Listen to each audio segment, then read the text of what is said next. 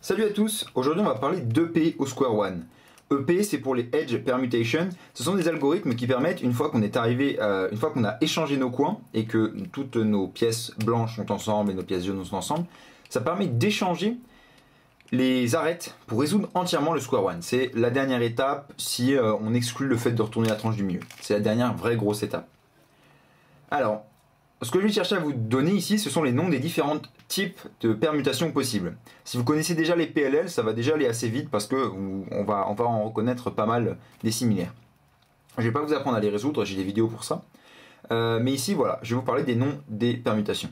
Je tiens à préciser qu'elles sont indépendantes, c'est-à-dire qu'en haut, vous pouvez avoir une permutation et en bas, n'importe quelle autre.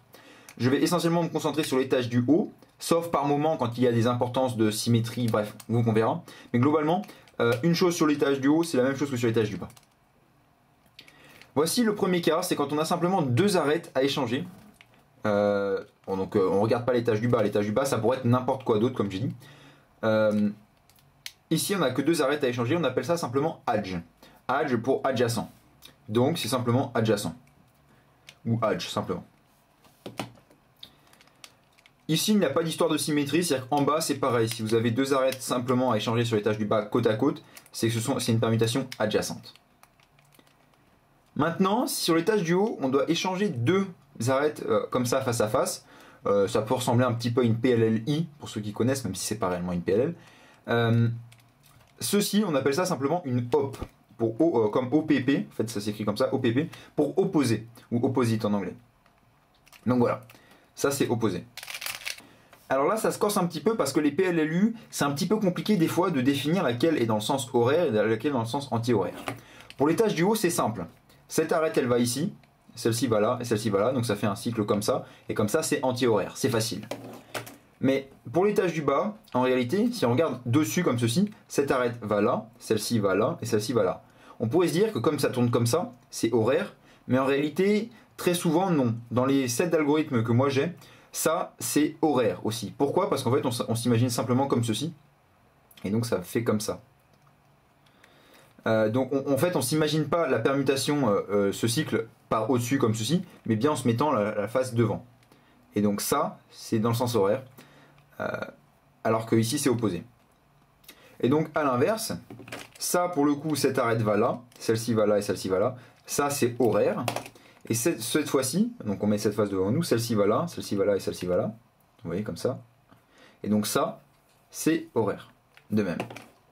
Voilà. Et donc ça, ce sont les permutations U.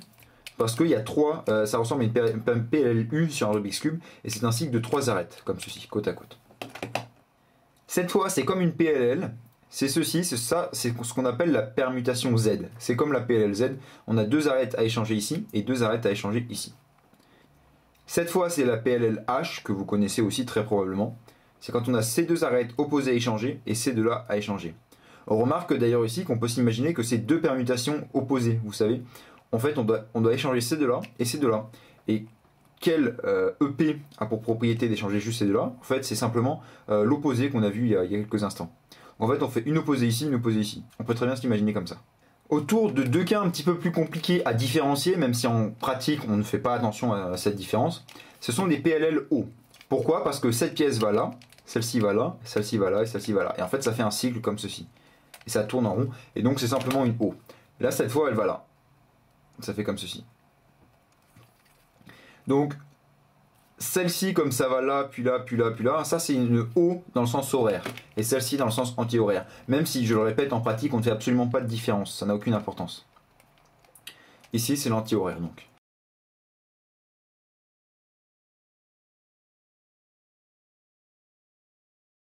La dernière, et celle très souvent détestée par de nombreux cubeurs, c'est la permutation W.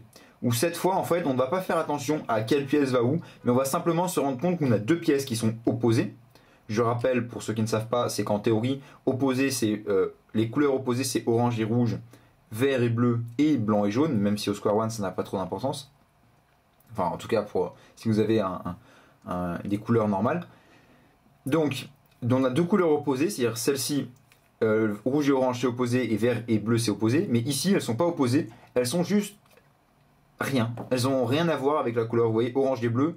en théorie, on peut pas savoir exactement. Alors, on peut se dire oui, elle va là. Mais je veux dire, si on regarde simplement ça, vous pouvez pas savoir si elle va à droite ou à gauche. Elles sont simplement adjacentes. C'est des couleurs adjacentes au hasard. Et donc, on appelle ça la W. Parce qu'en fait, ça va là. Ça va là. Ça va là. Ça va là. Ça fait une espèce de croix qui fait un peu penser à un W. C'est de là que vient le nom. Voilà, c'est allé très très vite. Il n'y avait que peu de configurations. Mais donc, comme je vous ai dit, sachez que toutes ces combinaisons sont mélangeables. Par exemple, si je vous dis que j'ai eu une EP avec opposé et O, opposé et O, ça veut dire que j'ai eu opposé en haut et O en bas. Ou bien encore, si je vous dis que j'ai une UW, c'est-à-dire que j'ai eu une PLLU en haut, j'ai une U en haut et une W en bas. Tout ce genre de configuration, c'est possible. Alors après, comme je vous ai dit, moi je ne ferai pas la différence entre les différentes U, les différentes O aussi.